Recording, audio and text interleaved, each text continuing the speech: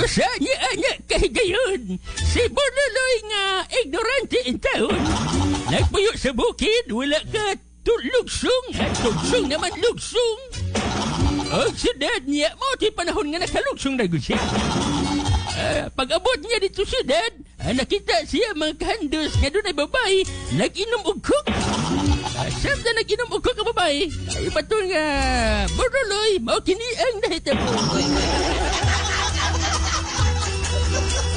Uy, na ang babae, nag-inom.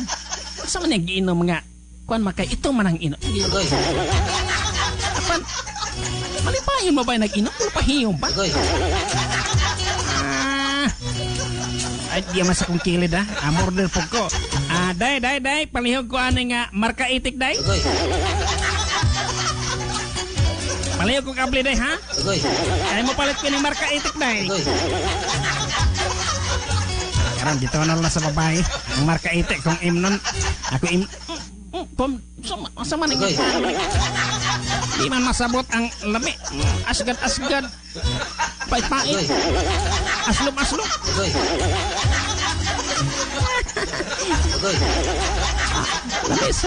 Lami ang ginom ni mo, sir. Lami na nga ginom ni mo, sir. Oy, day. Sortian ta ka, day. Ikaw gani nga babae. Lamian gay ka na imong giinom gani. Samot na kung lalaki, kaya mag-inom mo babae. Ako pang lalaki.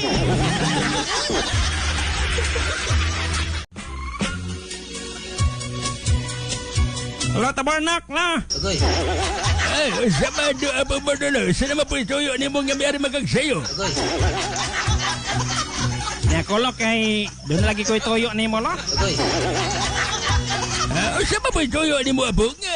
Sayo lagi kamari na sa ako nga balay. Usa ba ituyo ni mo?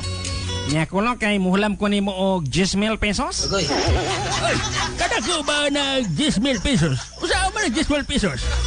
Akong iplete sa barko, lo, kay mato ko ritulo sa Manila kay nakadaog ko sa HU time. Kanindot ba na siya nakadaog ka sa HU time? Unya, muhulam na ko 10,000 pesos rin ako kay imong iplete sa barko.